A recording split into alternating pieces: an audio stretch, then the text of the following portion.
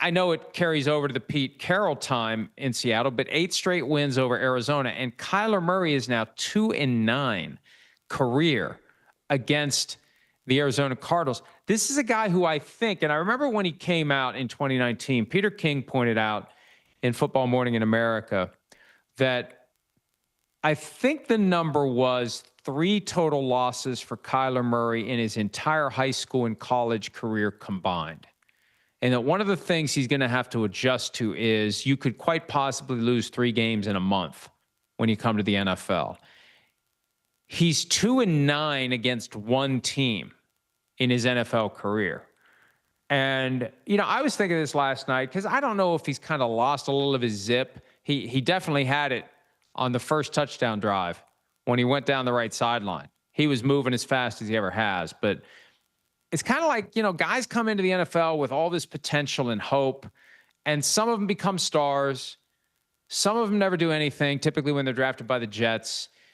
And then there's the group of guys that just become part of the group between 10 and 20. The Kyler Murrays, the Jimmy Garoppolos, the Tua Tagovailoas, the Brock Purdys. There's no shame in that because there's only 15 guys in the world that can do it better than you can. But I think we've seen Kyler Murray settle into middle-of-the-pack quarterback based upon his performance, based upon his team's performance. That's just kind of who he is. And you have to wonder, based on how this season goes, at what point they look at the balance of his contract and they say, it's time for us to go in a different direction at quarterback. This experiment, which is in year 7 now, has ended. Mike, first of all, appreciate you lowering your shoulder and sneaking a jet stray in there. Let me just put this in. A little dig here at the Jets and their ability or inability to develop quarterbacks.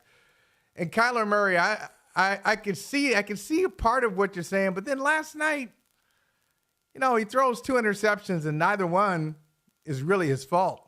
They're both on Marvin Harrison. Honestly, Harrison runs the wrong route and Murray throws an interception. It should have been Harrison, but he stopped and he throws it to a defender. And then on the other one, Harrison with the bobble, and it goes right to Ernest Jones, the 4th. That's another interception. So I look at decision-making. Do I look at Kyler Murray's decision-making and say, what's he thinking? Last night, not really.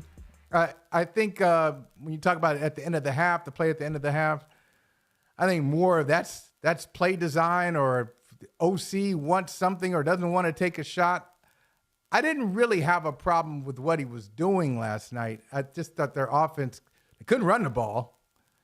That's going to be a problem. They didn't run the ball well at all. And Harrison had his issues until he came alive in the 4th quarter. Hi, it's Mike Florio. Thanks for watching PFT on YouTube. Hit subscribe for the latest news and analysis from Pro Football Talk.